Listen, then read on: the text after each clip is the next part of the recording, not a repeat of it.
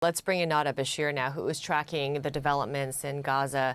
Hi there, Nada. What can you tell us about this deadly strike in central Gaza and this hospital courtyard? Well, this is the second time that we've seen the hospital complex surrounding the Al-Aqsa Martyrs Hospital targeted and struck in a week. But the videos that we have seen emerging from the scene last night in the aftermath is deeply distressing. In fact, there is a lot of footage that we simply cannot show because it is too harrowing. That strike took place in the early hours of this morning around 1 a.m. according to eyewitnesses.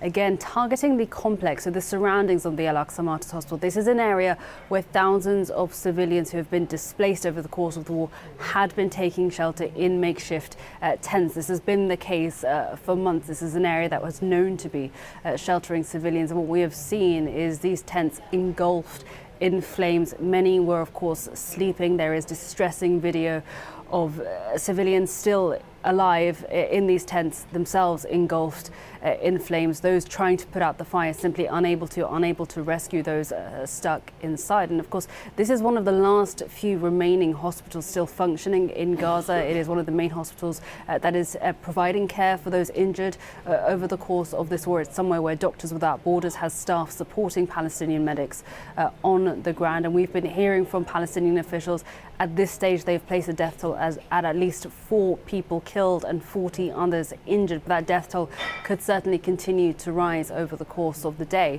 But again, we've heard from the Israeli military. They have claimed that this was, in their words, the location of a Hamas command and control center.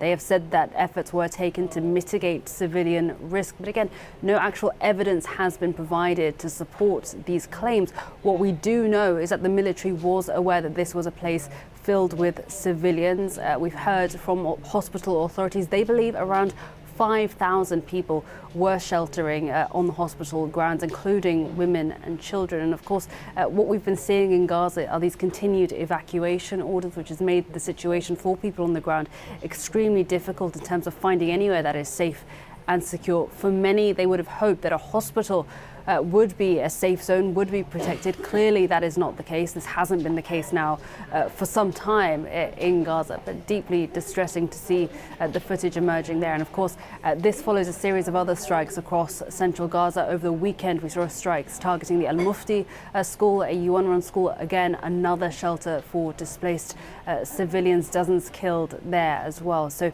a huge amount of concern for the doubling down that we're seeing by the Israeli military in central Gaza. And of course, this is in addition to the desperate situation we're seeing in northern Gaza, which has essentially been cut off. Not only are airstrikes continuing, but of course the Israeli military is operating, in their words, with force on the ground there. We've been hearing from many civilians who have said they are trapped. We've been hearing from medical workers who have said that they are trapped. They are not able to leave and escape for fear of their safety and security. So again, a very distressing situation on the ground. Yeah, a nightmare with no end foreseeably for those civilians. Nada Bashir, thank you.